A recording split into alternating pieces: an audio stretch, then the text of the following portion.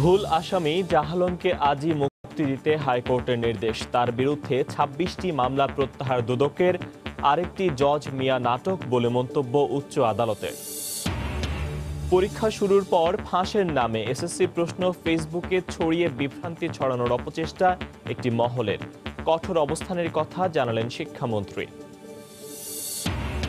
খাদ্যে ভেজাল রোধে দেশের সব এলাকায় অভিযান চলবে ঘোষণা প্রধানমন্ত্রীর। বললেন, সবার কাছে নিরাপদ খাদ্য পৌঁছে দিতে কাজ করছে সরকার। নামি দামি কোম্পানির ইনসুলিন সহ বিভিন্ন জীবন রক্ষাকারী ওষুধ নকল করছিল একটি চক্র। জড়িত ফার্মেসি মালিকরা। রাজধানীর যাত্রাবাড়ি থেকে গ্রেফতার ৫। এবং বিশ্ব ইজতেমা হবে নির্ধারিত তারিখে, তবে কে পরিচালনা করবেন তা এখনো ঠিক হয়নি। দুপক্ষের সঙ্গে আলোচনার পর জানালেন স্বরাষ্ট্রমন্ত্রী।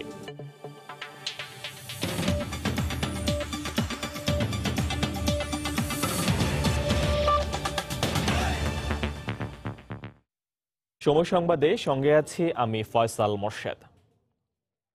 ভুল আসামি হিসেবে দীর্ঘ ৩ বছর কারাবাসের পর অবশেষে মুক্তি পেতে যাচ্ছেন পাটকল শ্রমিক জাহালম। আজকের মধ্যে তাকে মুক্তি দিতে কারা কর্তৃপক্ষকে নির্দেশ দেয়া হয়েছে। ভুল স্বীকার করে তার বিরুদ্ধে হওয়া ২৬টি মামলা প্রত্যাহারে আবেদন করার পর মুক্তির আদেশ দেন উচ্চ আদালত।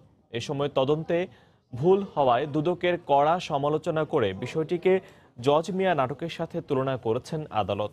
একই সাথে নির্দোষ জাহালমকে আজই মুক্তির নির্দেশ দিয়েছেন। ৩ বছর ধরে জেলের ঘানি টানছেন জাহালম। অভিযোগ, সোনালী ব্যাংকের প্রায় ১৮.৫ কোটি টাকা আত্মসাৎ। ৩৩টি মামলার এই আসামি দিনের পর দিন আদালতে হাজির হয়ে নিজেকে নির্দোষ দাবি করলেও ভ্রুক্ষেপ করেনি কেউই। মামলার প্রকৃত আসামির নাম আবু সালেক হলেও জেল খাটতে হচ্ছে নিরপরাধ জাহালমকে। জাহালমের এমন অমানবিক কারাবাসের রিপোর্ট গণমাধ্যমে প্রকাশিত হলে জন্ম দেয় ব্যাপক চাঞ্চল্যের। দুদক ও সংশ্লিষ্টদের ডেকে পাঠান আদালত। রোববার আদালতে হাজির হয়ে জাহালমের বিরুদ্ধে ২৬টি মামলা প্রত্যাহারের আবেদন জানায় দুদক। পরে শুনানি শেষে আদালত জাহালমকে মুক্তির আদেশ দেন। দুদক স্বীকার করেছে যে ভুল হয়েছে এবং তাই দুদকের এই স্বীকারোক্তির প্রেক্ষিতে হচ্ছে আজকে তাকে মামলার দায় থেকে তারা অব্যাহতি দেওয়ার জন্য বলেছে এবং তার প্রেক্ষিতে আদালত আজকে রিলিজ দিয়েছে। এ ধরনের ঘটনাকে জজ মিয়া কাহিনীর সাথে তুলনা করে আদালত প্রশ্ন করেন, এতে দুদকের ভাবমূর্তি ক্ষুণ্ণ করেছে। কারা জড়িত তা খতিয়ে দেখতে দুদক আইনজীবীকে নির্দেশ দেন আদালত। দুদক আইনজীবী দাবি করেন, এ ঘটনায় তাদের কোনো গাফিলতি নেই। ৩৩টা মামলায় আবু সালেক নামে একজনের নাম আসলো এবং এটা ইনভেস্টিগেশনের সময় দেখা গেল দুটো নাম পাশাপাশি আসছে, আবু সালেক এন্ড জাহালম। আমরা সবকিছু লিখিত আকারে ফ্যাক্টস আকারে আদালতে দাখিল করব। আদালতের রুল শুনানি হওয়ার পরে আদালত ডিসাইড করবে আমার লায়াবিলিটি কতটুকু, কম্পেনসেশন কি আমার হবে না ব্যাংক অফিসিয়ালসের হবে। আইনজীবীরা জানিয়েছেন, বিনা অপরাধে কারাগারে থাকায় জাহালমকে ক্ষতিপূরণ দেয়া রাষ্ট্রের দায়িত্ব। মামলা চূড়ান্ত বিচারে সেটিও নির্ধারিত হবে। আফজাল হোসেন, সময় সংবাদ, ঢাকা। পরীক্ষা শুরুর পর ফেসবুকে এসএসসি পরীক্ষার প্রশ্ন ছড়িয়ে বিভ্রান্তি ছড়ানোর অপচেষ্টা চালাচ্ছে একটি মহল। পরীক্ষা শুরুর 10 মিনিটের মাথায় সামাজিক যোগাযোগ মাধ্যমে বাংলা দ্বিতীয় পত্রের নৈর্ব্যক্তিকের প্রশ্ন পোস্ট করে চক্রটি। এ নিয়ে পরীক্ষার্থী ও অভিভাবকদের মধ্যে বিভ্রান্তির সৃষ্টি হয়। তবে এসব বিষয়ে কঠোর অবস্থানের কথা পুনর্ব্যক্ত করেছেন শিক্ষামন্ত্রী ডাক্তার দীপু মনি। একই সঙ্গে তিনি জানিয়েছেন, পরীক্ষার প্রশ্নপত্র ছাপা ও বিতরণের ভুল ত্রুটি খতিয়ে দেখা হচ্ছে। এ যেন প্রশ্ন বেচা কেনার এক অভিনব বাজার, যেখানে প্রশ্ন প্রতি দাম হাঁকানো হচ্ছে ৭০০ থেকে ৮০০ টাকা। এই পেজটি ১০০% গ্যারান্টি ও চ্যালেঞ্জ দিয়ে ফেসবুকের মাধ্যমে প্রশ্ন ফাঁস করার দাবি করছে। এসএসসি পরীক্ষার দ্বিতীয় দিনে বাংলা দ্বিতীয় পত্র পরীক্ষা শুরুর ১০ মিনিটের মাথায় এই পেজে প্রশ্ন পোস্ট করা হয়। পরীক্ষা শেষে হুবহু মিল পাওয়া যায় পোস্ট করা প্রশ্নের। এ নিয়ে ক্ষোভ প্রকাশ করেন পরীক্ষার্থী ও অভিভাবক। এটা বাচ্চাদের জন্য অনেক ক্ষতিকারক, পড়ার চাইতে বেশি মোবাইল নিয়ে ব্যস্ত। প্রশ্নটা না ফাঁস হয়, কারণ বিভ্রান্ত হয়, এদের মন ছোট হয়ে যায়, এদের তো পড়াশোনার প্রতি এরা আগ্রহটা হারিয়ে ফেলে। আমরা সবসময় 12 মাসে যারা পড়াশোনা করি, তো এই পড়াশোনার পরে যদি প্রশ্ন তারা পেয়ে থাকে, অন্য কেউ প্রশ্ন পায় থাকে, তাহলে এটা আসলেও কষ্টকর। এদিকে প্রশ্নপত্র ফাঁস ঠেকাতে পরীক্ষার আগেই শিক্ষা মন্ত্রণালয় থেকে কেন্দ্রের বিষয় শিক্ষার্থীদেরকে দেয়া হয়েছে কড়া নির্দেশনা। পরীক্ষার দ্বিতীয় দিন সরেজমিনে দেখা যায় কোন কোন কেন্দ্রে এই নির্দেশনা মানতে ঢিলেমি ভাব। কেন্দ্রের ২০০ গজের মধ্যে সবার প্রবেশ নিষেধ করা হলেও কেন্দ্রের ভেতরেই দেখা যায় অনেককে। এ বিষয়ে কেন্দ্র সচিব বলেন, এই বিষয়ে আমি জানি না, এই বিষয়ে এমন ঘটনা না এবং ঘটার কথা না। আরও কঠোর হব, যেহেতু বোর্ডের নির্দেশিকা আছে এবং আজকে তথ্যাদি বোর্ড কর্মকর্তাকে আমরা দিয়ে দিচ্ছি। এদিকে সকালে রাজধানীর সরকারি আলিয়া মাদ্রাসার পরীক্ষা কেন্দ্র পরিদর্শন শেষে শিক্ষামন্ত্রী আবারও প্রশ্নপত্র ফাঁস রোধে কঠোর অবস্থানের কথা জানান। নজরদারি সব জায়গায় আছে, তাতে আমরা বিশ্বাস করি যে প্রশ্ন ফাঁস বা নকল এই জিনিসগুলো আমরা বন্ধ করতে পারবো, কিন্তু সকলের সহযোগিতা প্রয়োজন সেখানে। এছাড়া এসএসসি পরীক্ষার প্রশ্নপত্র ছাপা ও বিতরণের ভুল ত্রুটি খতিয়ে দেখা হচ্ছে বলেও জানান শিক্ষামন্ত্রী। পিঙ্কি আক্তার, সময় সংবাদ, ঢাকা। এদিকে এসএসসি পরীক্ষায় চট্টগ্রামে 7টি কেন্দ্রে নিয়মিত শিক্ষার্থীদের ভুল প্রশ্নপত্র দেওয়ার ঘটনা তদন্তে পরীক্ষা কেন্দ্র পরিদর্শন করেছেন চট্টগ্রাম শিক্ষা বোর্ডের চেয়ারম্যান ও পরীক্ষা নিয়ন্ত্রক। সকালে নগরীর ডাক্তার খাস্তগীর সরকারি বালিকা উচ্চ বিদ্যালয় কেন্দ্র পরিদর্শনে যান তারা। এ সময় সংশ্লিষ্ট কেন্দ্র সচিবদের সঙ্গে কথা বলেন এবং আগামী 3 দিনের মধ্যে ঘটনার বিস্তারিত ব্যাখ্যা দেওয়ারও নির্দেশ দেন। এর আগে ঘটনা তদন্তে বোর্ডের 2 জন সদস্যের একটি দল কেন্দ্র দুটি পরিদর্শন করেন। পরে প্রধান শিক্ষকের সঙ্গে কথা বলেন তারা। গতকাল এসএসসি পরীক্ষার প্রথম দিন 7টি কেন্দ্রে নিয়মিত শিক্ষার্থীদের অনিয়মিত শিক্ষার্থীদের প্রশ্নপত্র দেয়া হয়। এ ঘটনায় কেন্দ্র সচিবদের কারণ দর্শানোর নোটিশ দেয়া হয়।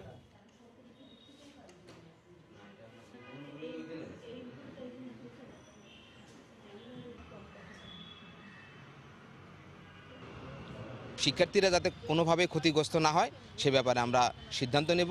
আজকে আমরা ডাক্তার খাস্তগীর বালিকা উচ্চ বিদ্যালয়ের কেন্দ্রে যে 2টি কেন্দ্রে এই সমস্যাটা হয়েছে, এই 2টি কেন্দ্রে আমরা গিয়েছি, তাদের সাথে কথা বলেছি এবং তাদেরকে আমরা আশ্বস্ত করেছি যে গতকালকের পরীক্ষা তাদের যে একটু ত্রুটি হয়েছে সেটা নিয়ে তারা যাতে উদ্বিগ্ন না হয়।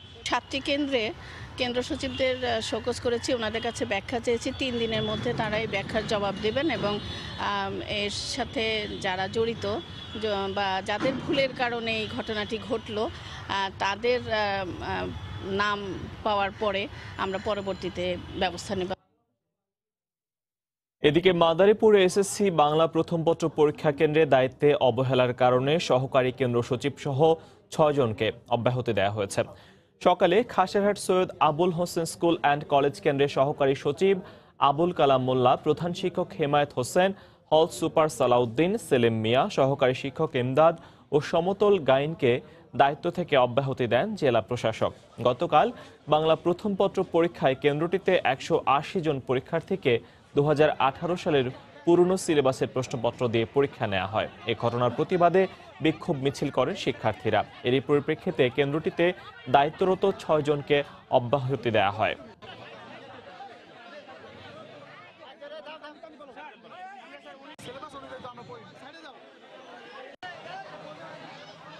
যারা দায়িত্ব ছিল কেন্দ্র সহকারী কেন্দ্র সচিব, হল সুপার এবং যারা পক্ষ পরিদর্শক ছিল তাদের অবশ্যই গাফিলতি ছিল, কারণ তাদের গাফিলতির কারণেই 3 ঘন্টা যাবৎ এই পরীক্ষার্থীরা ভুল প্রশ্নে তারা পরীক্ষা দিয়েছে এবং ছাত্রছাত্রীদের ভবিষ্যৎ আমি মনে করি যে তাদের একটা উদ্বিগ্নতার মধ্যে দিয়ে তারা কেটেছে এই সময়টা।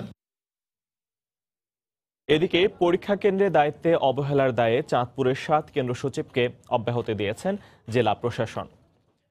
বাংলাদেশ ব্যাংকের রিজার্ভ চুরির ঘটনায় ফিলিপিন্সের আরসিবিসির বিরুদ্ধে মামলার বিষয়ে সংবাদ সম্মেলনে বক্তব্য রাখছেন বাংলাদেশ ব্যাংকের রিজার্ভ চুরির মামলার আইনজীবী আজমল হোসেন। সরাসরি চলে যাচ্ছে সেখানে। দর্শক একটু অপেক্ষা করছি, রিপোর্ট আমরা একটু পরে যাচ্ছি। সময় সংবাদে আরো থাকছে, নদী দখলকারীদের সংসদ নির্বাচনের অযোগ্য ঘোষণা করে হাইকোর্টের রায়, ব্যাংক ঋণ না দিতে কেন্দ্রীয় ব্যাংকের নির্দেশ। খাদ্যে ভেজাল রোধে কঠোর হুঁশিয়ারি উচ্চারণ করে প্রধানমন্ত্রী শেখ হাসিনা বলেছেন এর বিরুদ্ধে অভিযান অব্যাহত থাকবে। জাতীয় নিরাপদ খাদ্য দিবস উপলক্ষে সকালে এক অনুষ্ঠানে কথা বলেন তিনি। এ সময় প্রধানমন্ত্রী ভেজালের বিরুদ্ধে জনগণকে সচেতন হওয়ার পাশাপাশি সুষম খাদ্যাভ্যাস গড়ে তোলার আহ্বান জানান। কেবল নিম্নমানের রেস্তোরাঁই নয়, বেশি লাভের আশায় নামি দামি রেস্তোরাঁতেও খাদ্যে মেশানো হচ্ছে ভেজাল। এ অবস্থায় ভেজাল রোধে সরকারের কঠোর অবস্থানে দেশব্যাপী চলছে অভিযান। প্রতিদিনই জরিমানার সঙ্গে সঙ্গে নেওয়া হচ্ছে শাস্তিমূলক ব্যবস্থাও। রোববার জাতীয় নিরাপদ খাদ্য দিবস উপলক্ষে রাজধানীর কৃষিবিদ ইনস্টিটিউশনে আয়োজিত অনুষ্ঠানে যোগ দিয়ে প্রধানমন্ত্রী শেখ হাসিনা খাদ্যে ভেজালের বিরুদ্ধে চলমান অভিযান অব্যাহত রাখার ঘোষণা দেন। খাদ্যে ভেজাল দেওয়া এটা আমাদের দেশের কিছু কিছু শ্রেণীর এটা বোধহয় তাদের একটা চরিত্রগত বদভ্যাস, এটা বন্ধ করতে হবে। ভেজাল বিরোধী অভিযান চলছে, কিন্তু সেটাকে আরও ব্যাপকভাবে করবার জন্যই আপনারা জানেন যে আমরা আলাদাভাবে একটা কর্তৃপক্ষই করে দিয়েছি এবং সেই কর্তৃপক্ষের সাথে আমাদের এই সুস্বাস্থ্যের অধিকারী মানুষ করবার জন্য যে সমস্ত মন্ত্রণালয় সম্পর্কিত সব নিয়েই কিন্তু আমরা এই কর্তৃপক্ষটা করে দিয়েছি। এই সময় সরকার প্রধান নিরাপদ খাদ্য নিশ্চিতে বর্তমান সরকারের বিভিন্ন কার্যক্রম তুলে ধরে বলেন, আপৎকালীন সময়ে খাদ্য মজুদে সরকার সাইলো ও গুদাম গড়ে তুলছে। কোনো আপৎকালীন সময় আমার কত খাদ্যের প্রয়োজন হতে পারে সেই হিসাব মতো যেন আমি মজুদ রাখতে পারি। নতুন আধুনিক প্রযুক্তি সম্পন্ন সাইলো আমরা করে যাচ্ছি, যেখানে হয়তো 2-3 বছর পর্যন্ত আমার চাল ভালো থাকবে। কোনো বন্যা বা কোনো কিছু হলে আমার দেশে আর কোনোদিন কারোর কাছে হাত পাততে হবে না। সরকার পুষ্টিকর খাবারে বিশেষ নজর দিচ্ছে উল্লেখ করে প্রধানমন্ত্রী সবাইকে সুষম খাদ্যাভ্যাস গড়ে তোলার আহ্বান জানান। পুষ্টিকর খাদ্যটার দিকে আমরা বিশেষভাবে দৃষ্টি দিয়েছি। আমাদের ধানের সাথে যেন পুষ্টি সম্পন্ন ধান হয় সেটাও আমরা কিন্তু সংযোগ করে দিচ্ছি, সেভাবে রিসার্চ করে করে করা হচ্ছে। যার ফলে আমি সবাইকে এটুকু বলবো যে ভাতের সাথে পর্যাপ্ত পরিমাণে শাক সবজিও বেশি করে খেতে হবে, আর মাছ ডিম তো আছেই, যাতে করে খাবারটা সুষম খাদ্য হয়। এর আগে দিবসটি উপলক্ষে বিভিন্ন শিক্ষা প্রতিষ্ঠানে আয়োজিত রচনা প্রতিযোগিতায় বিজয়ীদের হাতে পুরস্কার তুলে দেন প্রধানমন্ত্রী শেখ হাসিনা। ফেরদৌস লিপি, সময় সংবাদ, ঢাকা। দেখছেন সময় সংবাদ। Click switch 50,000 bar on of করা যায় নিশ্চিন্তে। ক্লিক সুইচ চলছে, চলবে। বিশ্ব ইজতেমার তারিখ দুপক্ষের আলোচনার প্রেক্ষিতে যে দিন নির্ধারণ করা হয়েছে সেটি থাকবে বলে জানিয়েছেন স্বরাষ্ট্রমন্ত্রী আসাদুজ্জামান খান কামাল। দুপুরে সচিবালয়ে বিবদমান দুপক্ষের সঙ্গে বৈঠক শেষে একথা জানান তিনি। তবে ইজতেমা কে পরিচালনা করবেন সে বিষয়ে এখনও সিদ্ধান্ত হয়নি বলেও জানিয়েছেন তিনি। এদিকে আসন্ন ইজতেমায় মাওলানা সাদ আসবেন কিনা তা নিয়ে পরবর্তীতে আলোচনা হবে বলে জানিয়েছেন ধর্ম প্রতিমন্ত্রী শেখ মোহাম্মদ আবদুল্লাহ। 15, 16, 17 আগামী ইজতেমাটা অনুষ্ঠিত হবে। এখন পর্যন্ত সেই ডেটই নির্ধারিত রয়েছে এবং কিভাবে হবে এটার বিস্তারিত আলোচনা চলছে। পরিচালনার বিষয় টুকটাক কিছু যে ঝামেলা আছে এইটা নিষ্পন্ন করার জন্য দুই পক্ষের দুজন করে লোকদেরকে দায়িত্ব দেওয়া হয়েছে। ওনারা এখন ধর্ম মন্ত্রণালয়ে বসবেন। আমরা কিছু লোক ওনাদের মিটাতে পারে, ওনাদেরটাই হবে। যদি ওনাদের মধ্যে কোনো কোন রকম মতৈক্য থাকে, অনৈক্য থাকে, তাহলে সেটাকে সমাধান করার জন্য আমরা চেষ্টা করি। বিএনপি প্রধানমন্ত্রী শেখ হাসিনার আমন্ত্রণে না যেয়ে আলোচনার সুযোগ হারিয়েছে বলে মন্তব্য করেছেন আওয়ামী লীগের যুগ্ম সাধারণ সম্পাদক মাহবুবুল আলম হানিফ। সকালে জাতীয় প্রেসক্লাবে আওয়ামী লীগ নেতা সৈয়দ আশরাফুল ইসলামের স্মরণ সভায় বক্তব্য রাখেন তিনি। চার চক্রে যোগদান না করে বিএনপি একটা আলোচনার সুযোগ হারিয়েছেন। এখানে অনেক বিষয় আলোচনা হতে পারত। আমরা বলেছিলাম বিএনপি সরকারের সঙ্গে আলোচনা করতে চান। এই চায়ের দাওয়াতে কিন্তু এখানে আমাদের সরকার শীর্ষ পর্যায়ে নেতাদের সঙ্গে কথা বলার সুযোগ ছিল। বিএনপি যে নেতিবাচক রাজনীতির মধ্যে বারবারই ঘুরপাক খায় সেটা আরেকবার প্রমাণিত। নেতিবাচক রাজনীতি থেকে তারা বের আসতে পারে নাই। বিএনপি এখনো যে পথে হাঁটছে তাতে তার রাজনৈতিক সংকট আরো বাড়ছে। এদিকে তথ্যমন্ত্রী ডক্টর হাসান মাহমুদ বলেছেন, প্রধানমন্ত্রীর আমন্ত্রণে সাড়া না দেয়ায় প্রমাণ হয় বিএনপি ঐক্যফ্রন্ট নেতিবাচক রাজনীতি থেকে বেরিয়ে আসতে পারেনি। প্রয়াত আওয়ামী লীগ নেতা সুরঞ্জিত সেনগুপ্তের স্মরণে সকালে জাতীয় প্রেসক্লাবে আলোচনা সভায় বক্তব্য রাখেন তিনি। বিএনপিকে নির্বাচন বর্জনের সংস্কৃতি থেকে বেরিয়ে আসার আহ্বান জানান হাসান মাহমুদ। মাননীয় প্রধানমন্ত্রী গণভবনের সমস্ত রাজনীতিবিদদের চা চক্রে আমন্ত্রণ জানিয়েছিলেন। বিএনপি এবং ঐক্যফ্রন্টের নেতারা সেখানে যাননি। প্রকৃতপক্ষে তারা নেতিবাচক রাজনীতি থেকে বেরিয়ে আসতে পারেন নাই। নেতিবাচক রাজনীতি থেকে বিএনপি যতদিন বেরিয়ে আসতে পারবে না ততদিন বিএনপির রাজনীতি হালে পানি পাবে না। সংসদ প্রাণবন্ত করতে জাতীয় পার্টি বিরোধী দলের ভূমিকায় রয়েছে বলে মন্তব্য করেছেন পার্টির ভারপ্রাপ্ত চেয়ারম্যান জিএম কাদের। দুপুরে পার্টি চেয়ারম্যানের বনানী কার্যালয়ে এক অনুষ্ঠানে এই মন্তব্য করেন তিনি। সরকারের ভুল ত্রুটি ধরিয়ে দিয়ে সহায়তা করায় জাতীয় পার্টির মূল লক্ষ্য বলেও মন্তব্য করেন GM কাদের। আমরা কিন্তু নিজেদের মধ্যে আলাপ আলোচনা করে আমরা এইভাবে একটি বিরোধী দলের ভূমিকায় আমরা এসেছি। তবে তার মানে এই নয় যে আমরা কোনো পাতানো খেলা খেলতেছি, তার মানে এই নয় যে আমরা গৃহপালিত বিরোধী দল হতে হবে। অন্যান্য যে বিরোধী দল যে কাজ করত বা জনগণ যে প্রত্যাশা করে, যে সমস্যা নিয়ে কথা বলতে চায়, যে সমস্যা নিয়ে সমাধান চায়, সেই সমস্যাগুলি আমরা যদি সংসদে তুলে ধরতে পারি এবং সরকার যদি সেগুলি বিবেচনা করেন, তাহলে সংসদ থেকে, সংসদীয় গণতন্ত্র থেকে জনগণের যে প্রত্যাশা সেটা পূরণ করায় কোনো অংশেই আমি মনে করি ছোট করে দেখার কোনো অবকাশ নেই। সব ছাত্র সংগঠনের সহাবস্থান নিশ্চিত না হলে ডাকসু নির্বাচন অবাধ ও সুষ্ঠু হবে না বলে মন্তব্য করেছেন বিএনপির সিনিয়র যুগ্ম মহাসচিব রুহুল কবির রিজভী। সকালে নয়াপল্টনে দলের কেন্দ্রীয় কার্যালয়ে সংবাদ সম্মেলনে এই মন্তব্য করেন তিনি। এ সময় তিনি বলেন, ভোটের পরিবেশ সৃষ্টি না হলে ডাকসু নির্বাচন হবে জালিয়াতি নির্বাচনের ধারাবাহিকতার আরেকটি সংযোজন। ক্যাম্পাসগুলো একদলীয় দুঃশাসনের প্রবল প্রতাপের অংশীদার বলেই এখন শিক্ষার উৎকর্ষতার চেয়ে চা সিঙ্গারা চপের উৎকর্ষতার বাণী শুনতে পাওয়া যায়। সুতরাং ডাকসু নির্বাচন সব ছাত্র সংগঠনগুলোর সহাবস্থান নিশ্চিত না হলে ডাকসু নির্বাচন হবে মহাভোট ডাকাতির নির্বাচনের ধারাবাহিকতার আরেকটি বড় সংযোজন। হলের পরিবর্তে একাডেমিক ভবনে ডাকসু নির্বাচনে ভোট কেন্দ্র স্থাপন সহ 5 দফা দাবিতে ঢাকা বিশ্ববিদ্যালয়ে বিক্ষোভ মিছিল ও উপাচার্যের কাছে স্মারকলিপি দিয়েছে বাম ছাত্র সংগঠনগুলোর জোট প্রগতিশীল ছাত্র জোট। এদিকে ডাকসু নির্বাচনের গঠনতন্ত্র আবারও সংশোধনের সম্ভাবনা নাকচ করে দিয়ে উপাচার্য বলেছেন, সবশেষ সংশোধিত গঠনতন্ত্র অনুযায়ী পরিচালিত হবে ডাকসু নির্বাচনের সব কার্যক্রম। আগামী 11ই মার্চ ঢাকা বিশ্ববিদ্যালয় কেন্দ্রীয় ছাত্র সংসদ ডাকসু নির্বাচন ঘিরে সরগরম বিশ্ববিদ্যালয় ক্যাম্পাস। তবে এরই মধ্যে সিন্ডিকেটের বৈঠকে চূড়ান্ত হওয়া গঠনতন্ত্রের বিভিন্ন ধারা নিয়ে সৃষ্টি হয়েছে বিতর্ক। শুরু থেকেই ভোট কেন্দ্র হলে না রাখার দাবি জানিয়ে আসছে বাম ছাত্র সংগঠনগুলো। একাডেমিক ভবনে ভোট কেন্দ্র স্থাপন সহ 5 দফা দাবিতে রোববার ক্যাম্পাসে বিক্ষোভ মিছিল করে বাম ছাত্র সংগঠনগুলোর নেতাকর্মীরা। পরে প্রশাসনিক ভবনের ফটকে সংক্ষিপ্ত সমাবেশ শেষে উপাচার্যের কাছে স্মারকলিপি দেওয়া হয়। ভোট কেন্দ্র যদি একাডেমিক ভবনে না করা হয়, হলে অবস্থানরত যে শিক্ষার্থীরা রয়েছে তারা স্বাধীনভাবে তাদের ভোটাধিকার প্রয়োগ করতে পারবে না। একই সঙ্গে যারা হলের বাইরে অবস্থান করছে তারা এক ধরনের হলগুলোকে ভীতিকর পরিবেশ মনে করে। একদিকে ক্ষমতাসীন ছাত্র সংগঠনের সন্ত্রাস, দখলদারিত্ব, টেন্ডারবাজি, গেস্ট রুম, নির্যাতন, হলের সিট নিয়ন্ত্রণ, অন্যদিকে প্রশাসনের ছাত্র অধিকার পরিপন্থী সিদ্ধান্ত বিশ্ববিদ্যালয়ের গণতান্ত্রিক পরিবেশকে নষ্ট করেছে।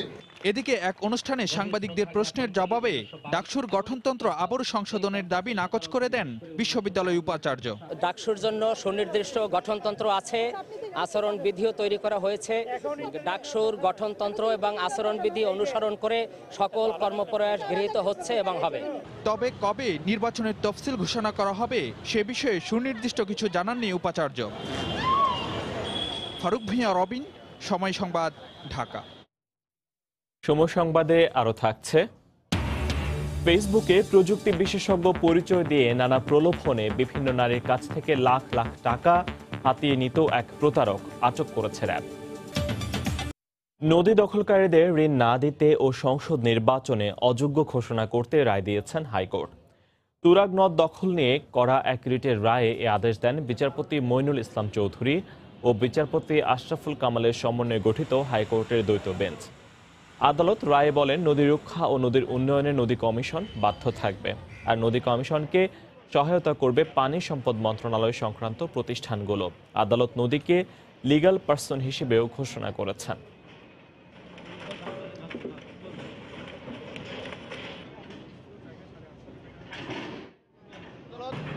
চারটি মৌলিক সিদ্ধান্ত দিয়েছেন। একটি হলো পাবলিক ট্রাস্ট, দ্বিতীয় হলো নদী কমিশনকে বাংলাদেশের নদ নদী রক্ষার জন্য অভিভাবক হিসেবে ঘোষণা করেছেন, আরেকটি হলো তুরাগ নদীকে জীবন সত্তা হিসেবে ঘোষণা করেছেন, আর একটি হলো যে কমিশনকে সকল দায় দায়িত্ব দেওয়া হয়েছে এই সমস্ত বিষয়ে পদক্ষেপ নেওয়ার জন্য। 22 ও 23 ফেব্রুয়ারি নয়াদিল্লিতে ভারত ও বাংলাদেশের মধ্যে যৌথ নদী কমিশনের বৈঠক হবে বলে জানিয়েছেন পানি সম্পদ উপমন্ত্রী এনামুল হক শামীম। দুপুরে সচিবালয়ে বাংলাদেশ সচিবালয় রিপোর্টার্স ফোরামের এক অনুষ্ঠানে একথা বলেন তিনি। জলাবদ্ধতা ও পানি নিষ্কাশন ব্যবস্থার উন্নয়নে পানি সম্পদ মন্ত্রণালয় কাজ করে যাবে বলেও জানিয়েছেন তিনি। আগাম জলাবদ্ধতা নিরসন, নদী ভাঙনে এবারকার বর্ষা যাতে ভাঙন কবলিত এলাকা কোনগুলো ওগুলোকে আমরা চিহ্নিত করে, আমি নিজে ভিজিটে যাচ্ছি, আমাদের প্রতিমন্ত্রী ভিজিটে যাচ্ছেন ঢাকা নারায়ণগঞ্জ যেটা জলাবদ্ধতা, সেখানে আমরা 1 তারিখে প্রতিমন্ত্রী সহ আমরা সেখানে গিয়েছিলাম। 13টি পাম্প হাউস আমরা টার্গেট দিয়ে দিয়েছি, 30শে এপ্রিলের মধ্যে চালু হবে, অর্থাৎ বর্ষার পূর্বেই। আগামী 20 বছরে বিদ্যুৎ ও জ্বালানি খাতে 11,000 কোটি ডলার বিনিয়োগ প্রয়োজন বলে জানিয়েছেন বিদ্যুৎ, জ্বালানি ও খনিজ সম্পদ প্রতিমন্ত্রী নসরুল হামিদ বিপু। সকালে রাজধানীর একটি হোটেলে এফবিসিসিআই আয়োজিত বিদ্যুৎ উৎপাদনে অভাবনীয় সাফল্য, গতিশীল প্রবৃদ্ধি অর্জনে বিদ্যুতের সর্বোত্তম ব্যবহার বিষয়ক সেমিনারে তিনি এ খাতের উন্নয়নে বেসরকারি উদ্যোক্তাদের বিনিয়োগের আহ্বান জানান। সেমিনারে এফবিসিসিআই সভাপতি শফিউল ইসলাম মহিউদ্দিন বলেন, এসডিজি বাস্তবায়ন ও উন্নয়ন লক্ষ্যমাত্রা অর্জনে ব্যবসায়ীরা সরকারকে সহায়তা করবেন। তবে বিনিয়োগে কাঙ্ক্ষিত গতি আসতে হলে ব্যাংক ঋণে সুদের হার কমানো, সহনীয় দামে গুণগত বিদ্যুৎ সহ অন্য সুযোগ সুবিধা নিশ্চিত করার দাবি জানিয়েছেন তিনি। শিগগিরই ব্যাংক ঋণে সুদের হার কমে আসবে বলে আশ্বাস দেন প্রধানমন্ত্রীর বেসরকারি শিল্প ও বিনিয়োগ উপদেষ্টা সালমান এফ রহমান। সেখানে আমাদের যেতে হবে। এখন বক্তব্যগুলো শোনার পরে বিনিয়োগ কিন্তু তার কাঙ্ক্ষিত মাত্রায় যেতে পারছে না। 3 থেকে 5 মাসের মধ্যে একটি ইন্টারেস্ট রেট 9 থেকে 14-15% চলে যায়। This is unpredictable situation. Main চ্যালেঞ্জটা হলো রিলায়েবল ইলেকট্রিসিটি এবং এফোর্ডেবল ইলেকট্রিসিটি। আগামী 50 বছরে দুটো জিনিসে যেন নিরবিচ্ছিন্ন থাকে, একটা এনার্জি, অয়েল, গ্যাস এবং পাওয়ার। জ্বালানিতে ধরি আগামী 6 বছরে আমার লাগবে প্রায় $40 বিলিয়ন। ইনভেস্টার লাগবে, এই টাকা আপনাদের কাছ থেকে আসতে হবে। সরকারের পক্ষে সম্ভব না, সরকার আমাকে বছরে দেয় 30,000 কোটি টাকা। 6% থেকে 8% যাওয়া যত সহজ, 8% থেকে 10% যাওয়া কিন্তু ইজ মাচ মোর ডিফিকাল্ট। মাননীয় প্রধানমন্ত্রী কিন্তু খুবই ক্লিয়ারলি উনি বলে দিয়েছেন জিরো টলারেন্স অন দুর্নীতি। যেমনি হয় আমাদেরকে এটা বাস্তবায়ন করতে হবে। ব্যাংকিং সেক্টরে রিফর্মস প্রিটি সুন আমরা কিন্তু অ্যানাউন্স করব। ব্যাড লোনসটাও কমে আসার কথা এবং ইন্টারেস্ট রেটটাও কমে আসার কথা। দেখছেন সময় সংবাদ। আরএফএল এর রেইনবো পেইন্টস জাদুই জানে। রেইনবো পেইন্টস, ছড়াও জীবনের রং। বাজারে বহুল পরিচিত বিভিন্ন ঔষধ কোম্পানির ইনসুলিন, পেথেড্রিন সহ জীবন রক্ষাকারী বিভিন্ন ঔষধ নকল করে বিক্রি করে আসছিল একটি চক্র। আর তাদের সহায়তা করত ফার্মেসির এক শ্রেণীর অসাধু মালিকরা। এমন অভিযোগে রাজধানীর যাত্রাবাড়ি এলাকা থেকে 5 জনকে গ্রেফতার করেছে ঢাকা মহানগর গোয়েন্দা পুলিশ। তাদের কাছে বিপুল পরিমাণ নকল ঔষধ ও ওষুধ তৈরির সরঞ্জাম জব্দ করা হয়েছে। ডায়াবেটিস রোগীদের একটি অন্যতম আবশ্যকীয় ওষুধ ইনসুলিন, এছাড়া বিভিন্ন রোগের উপশমে গুরুত্বপূর্ণ পেথিড্রিন। শুধু এই দুটি ওষুধই নয়, গ্রেফতারকৃতরা এরকম আরও নানা প্রয়োজনীয় ওষুধ ও ইঞ্জেকশন নকল করে বাজারজাত করে আসছিল। আর এসব ওষুধের গায়ে সেটে দিত বিভিন্ন পরিচিত কোম্পানির লেবেল। গোয়েন্দা পুলিশের একটি দল গেল রাতে যাত্রাবাড়ি থেকে গ্রেফতার করে তাদের। জব্দ করে বিপুল পরিমাণ নকল ওষুধ, ফয়েল পেপার, নকল স্টিকার সহ নানা কিছু। রোলাক লেখা একটা ক্যাপসুল তারা রেনেটা কোম্পানির নাম ব্যবহার করছে। সেই কোম্পানির মোড়ক ব্যবহার করে তারা এখানে যে ওষুধটা দিয়েছে সেক্সুয়াল ক্যাপসুল, স্বাস্থ্যের জন্য ক্ষতিকর একটা বিষয় ঢুকিয়ে দিয়েছে। এখানে দেখেন ক্যাপসুল দিয়েছে আরেকটা প্যাথেড্রিন, গণস্বাস্থ্যের মোড়ক দিয়ে তারা এই ধরনের প্যাথেড্রিনের বোতল করে ডিস্টিল ওয়াটার দিয়ে তারা গণস্বাস্থ্যের মোড়ক লাগিয়ে দিয়েছে। গোয়েন্দা পুলিশ বলছে এই চক্রের মূল হোতা আব্দুস সোবাহান একসময় একটি ওষুধ কোম্পানিতে কাজ করত। নানা অনিয়মের কারণে সেখান থেকে চাকরি চলে গেলে অন্যদের নিয়ে শুরু করে নকল ওষুধের ব্যবসা। আর তার তৈরি ওষুধ বিক্রিতে সহায়তা করত এক শ্রেণীর অসাধু ফার্মেসি মালিকরা। অখ্যাত যে সমস্ত ফার্মেসি দোকান আছে সেই দোকানগুলো তারা টার্গেট করে সেই দোকানগুলোতে নিয়ে তারা নামে মাত্র মূল্যে তারা দেয়। বিক্রয় প্রক্রিয়ার সঙ্গে সম্পৃক্ত যে চক্রটা আছে সেই চক্রটা মার্কেটিংটা করে। মার্কেটিং করে তারা ওই সেল কত হয়, ওই দোকানের সঙ্গে তাদের একটা রিলেশনশিপ আছে, আমরা ওই পর্যায়েও যাব। এই চক্রের পেছনে জড়িত বাকিদেরও গ্রেফতারের চেষ্টা চলছে বলে জানায় গোয়েন্দা পুলিশ। খান মোহাম্মদ রুমেল, সময় সংবাদ, ঢাকা। সামাজিক যোগাযোগ মাধ্যমে প্রযুক্তি বিশেষজ্ঞ পরিচয় দিয়ে নানা প্রলোভন দেখিয়ে লাখ লাখ টাকা হাতিয়ে নেয়ার অভিযোগে একজনকে আটক করেছে র্যাব। বুয়েটের সাবেক ছাত্র গ্রামীণফোন এবং অ্যাপল কোম্পানিতে চাকরি করেন বলেও পরিচয় দিতেন এই প্রতারক। রাজধানীর পশ্চিম রাজাবাজারে একটি বাসা থেকে তাকে আটক করা হয়। আসল নাম আলামিন হলেও সোশ্যাল মিডিয়াতে তিনি মাহবুব সালাম ফাহিম নামে পরিচিত। পড়াশোনা 10ম শ্রেণী পর্যন্ত, কিন্তু পরিচয় দিতেন বাংলাদেশ প্রকৌশল বিশ্ববিদ্যালয় থেকে ত্রিপলিতে উচ্চতর শিক্ষা শেষে গ্রামীণফোনের ঊর্ধ্বতন কর্মকর্তা হিসেবে চাকরিরত, বা সুইজারল্যান্ডের জুরিখ থেকে পিএইচডি শেষে অ্যাপল কোম্পানিতে চাকরি করেন তিনি।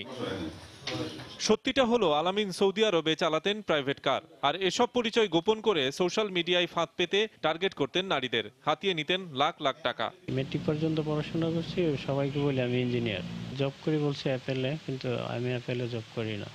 3 বছর ধরে পশ্চিম রাজাবাজারের এই বাড়িতে স্ত্রী সন্তান নিয়ে বসবাস করলেও প্রতিবেশীর কেউই জানতেন না তার অপরাধের কথা। ভাড়াও নিয়েছিলেন সম্ভবত ওনার ওয়াইফ, ছোট একটা বাচ্চা ছিল তখন, বাচ্চাটা বোধহয় এখন একটু বড় হয়েছে।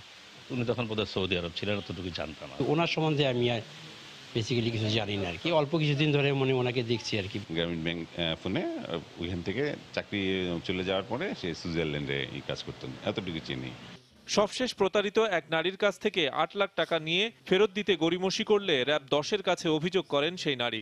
1 মাসের অনুসন্ধান শেষে সোশ্যাল মিডিয়ার এই প্রতারককে রোববার আটক করে র্যাব। পিএইচডি ফ্রম সুইজারল্যান্ড এবং আপনার সুইজারল্যান্ডে অ্যাপল কর্পোরেশনে চাকরি করেন, এরকম পরিচয় দিয়ে বিভিন্ন মেয়েদের সাথে সম্পর্ক স্থাপন করেন সোশ্যাল মিডিয়াতে। তারপর নিজেকে অবিবাহিত পরিচয় দেন। উনি 2বার বিবাহিত, 1বার ডিভোর্সড এবং ওনার 2টা বাচ্চা আছে। আলামিনের বাড়ি ময়মনসিংহ জেলার নান্দাইল উপজেলার রাজাপুর গ্রামে। এই ধরনের ঘটনা থেকে শিক্ষা নিয়ে সাধারণ মানুষকে সচেতন থাকার পরামর্শ র্যাবের। শফিক মোহাম্মদ, সময় সংবাদ, ঢাকা।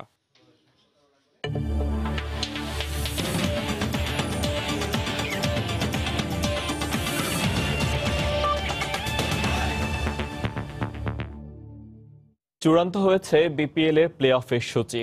কাল দুপুর 1:30টায় এলিমিনেটরে ঢাকা ডায়নামাইটসের মুখোমুখি হবে চিটাগং ভাইকিংস। আজ সন্ধ্যা 6:30টায় ফাইনালে যাওয়ার কোয়ালিফায়ারে লড়বে রংপুর রাইডার্স ও কুমিল্লা ভিক্টোরিয়ান্স। দুটি ম্যাচই হবে মিরপুর শের-ই-বাংলা স্টেডিয়ামে। পয়েন্ট টেবিলের শীর্ষে থেকে কোয়ালিফায়ার নিশ্চিত করেছে বর্তমান চ্যাম্পিয়ন রংপুর রাইডার্স। সমান পয়েন্ট হলেও রান রেটে পিছিয়ে কুমিল্লা আছে দ্বিতীয় স্থানে। প্রথম কোয়ালিফায়ারে জয় পাওয়া দল সুযোগ পাবে সরাসরি ফাইনালে খেলার, তবে হারলেও সুযোগ থাকবে। এলিমিনেটরে মুখোমুখি হবে পয়েন্ট টেবিলের তৃতীয় ও চতুর্থ স্থানে থাকা ঢাকা ও চিটাগং। এই ম্যাচে হেরে যাওয়া দল বিদায় নিলেও জয়ী দল খেলবে দ্বিতীয় কোয়ালিফায়ারে, যেখানে তাদের প্রতিপক্ষ হবে রংপুর কুমিল্লা ম্যাচের হেরে যাওয়া দলটি।